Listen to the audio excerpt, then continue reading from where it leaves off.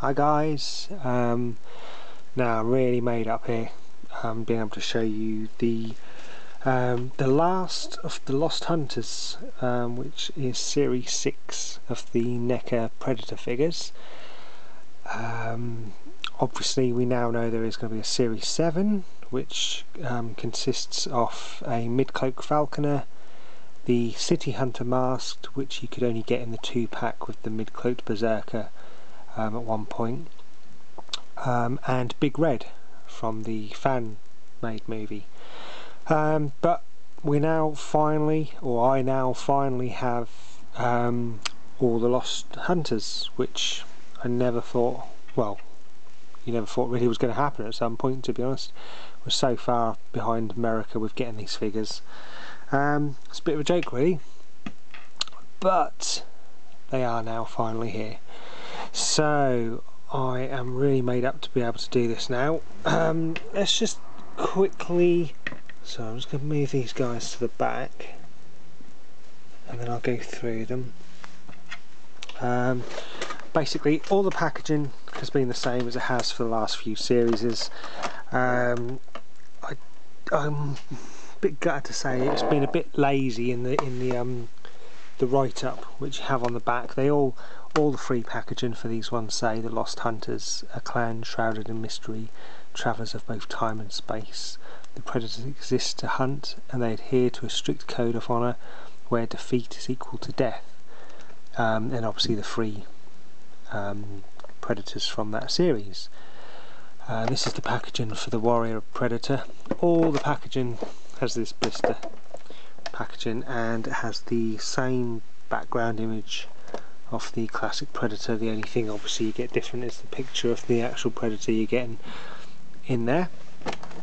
So like I say, so this is the Warrior Predator, and that's saying the aliases is the Ram, the weapons, throwing disc and risk blades. The Lost Predator, and it's saying the aliases is Borg or Green, and that uses throwing disc and sword as its weapons. And the last one is the Scout Predator, which is also known as the Lost Hunter and uses throwing disc and wrist blades.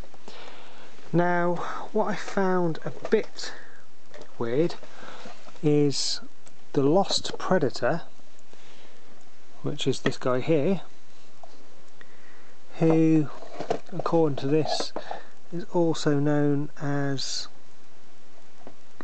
Borg and Green. On the back of the packaging for the Scout Predator, he's also known as the Lost Hunter.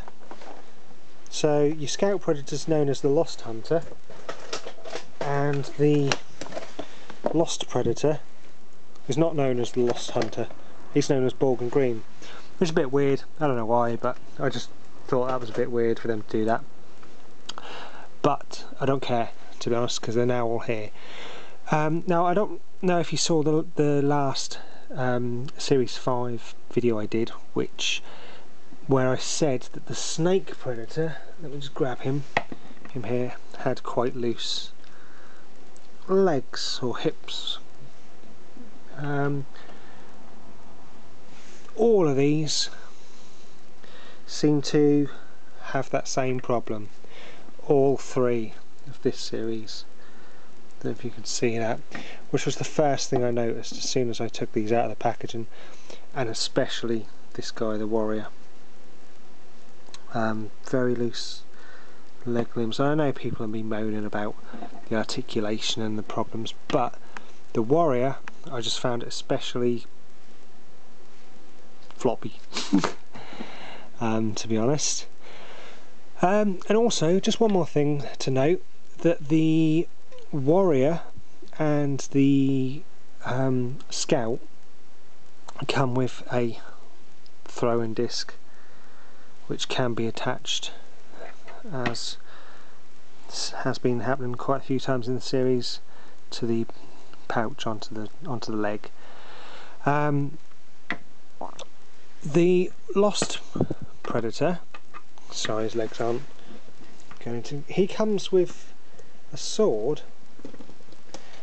I won't bother taking it out. Nicely detailed sword, but it does say on the packaging that he also uses a throwing disc. But it says it on the packaging, but he doesn't come with one. You know, which is a bit weird because they come with the throwing disc and the wrist blades, and he comes with just his sword and not the throwing disc. But there's not a lot to moan about, to be honest. I'm just moaning for the sake of moaning, to be honest, really, because I'm absolutely made up that these guys are now here. So they all have essentially the same amount of articulation in the ball. Every single figure has over 25 points of articulation, as told to us on the packaging. Articulation being a ball joint in the foot, double knee joints, obviously ball joints on the hips, rotation in the waist, the heads on a ball joint, the arms on a ball joint, pin and socket on the elbow, and the wrists also rotate. See, I'm struggling getting this guy to stand up. He also has what is basically the same gun as what came on the City Hunter. Also the Scout Predator has the same gun on there. And obviously extendable wrist blades as well. Absolutely fantastic. Nice to see a different mask again, to be honest, because the Scout, to be honest, has the same mask as the classic figure, so nothing new there, unfortunately. But you know, it's just nice to see different things happening on. You know, it's a bit gutting when you can see that they have basically the same leg armour and knee armour, to be honest. So I just like to see new little things on them, to be honest, and obviously we've seen this many a times, different colours on other figures. And as sad as it is, I do have a look at the gauntlets as well on the arms, just to see different moulds for them. And you can see he's basically got the same chest plate as well as the Scout Predator. But you get that, and then you get this guy who I was looking forward to the most, to be honest, when I first saw pictures of them and knew he was coming out. And the only unmasked Predator in Series 6 as well. Now, like I say, I was looking forward to him, just because he's completely different. Obviously the very green, I didn't really know what to expect. Obviously I don't know a lot about him or anything.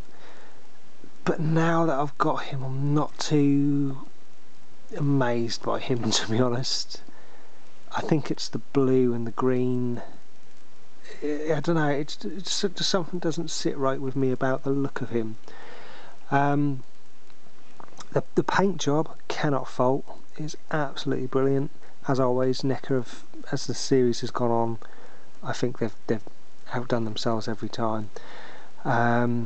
He comes with lots of little bits on him, to be honest, with regard to the obviously a completely new sculpt of chest plate, obviously arms, gauntlets on the forearms, and he's got a few little bits around his waist. Obviously we've seen this before, but obviously a new loincloth thing there, and obviously he comes with a sword. But I don't know if I like the whole difference in the futuristic chest plate as opposed to the quite obviously hunter look to the others. He looks quite technical, if you know what I mean, which I suppose the Falconer was more into his technology as opposed to using old hunting methods, but he looks like he obviously uses technology a lot in his hunts. And I don't know why, it's just the fact that he was obviously quite a light green, he just stood out from the rest. But now that I've got him, I've got to be honest with you, I'm a little bit disappointed. I do like the Guardian figure, purely because the fact that he's quite different to what we've seen. But annoyingly to myself, I'm going to this guy as my favourite. But why I say annoyingly is because he just looks like the classic Predator, to be honest, or it's a cross between the City Hunter and the classic, which is making me like this one the most for some reason. Although he's the most, or I say the least effort has gone into it, I suppose, as in design wise. It's just obviously taking a mishmash of all the other figures and coming up with this guy. I know he did exist in obviously Predator 2 from ages ago,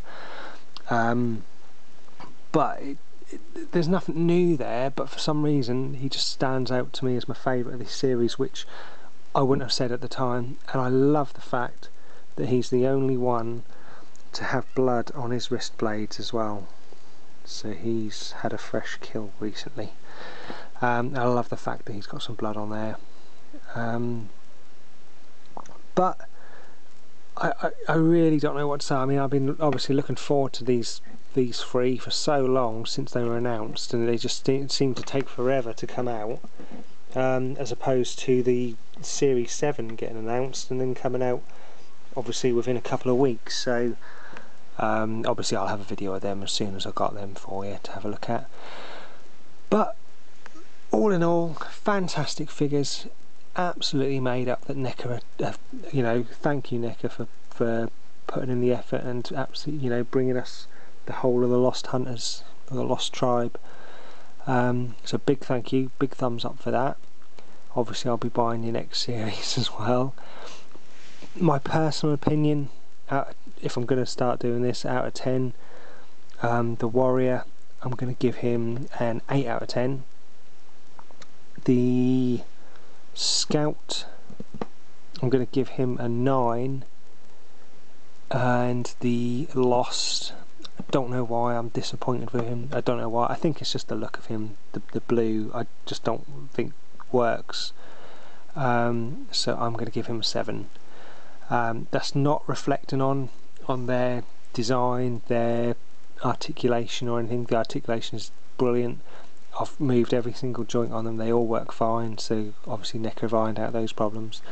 That's just my personal opinion on how I'd rate them. So if I was going to buy one, be this guy here, but I would really want this one as well, just because I love the fact that, you know, there's a new mask in the collection. But anyway, as always, thank you guys for watching, and I'll catch you soon. Cheers, bye bye.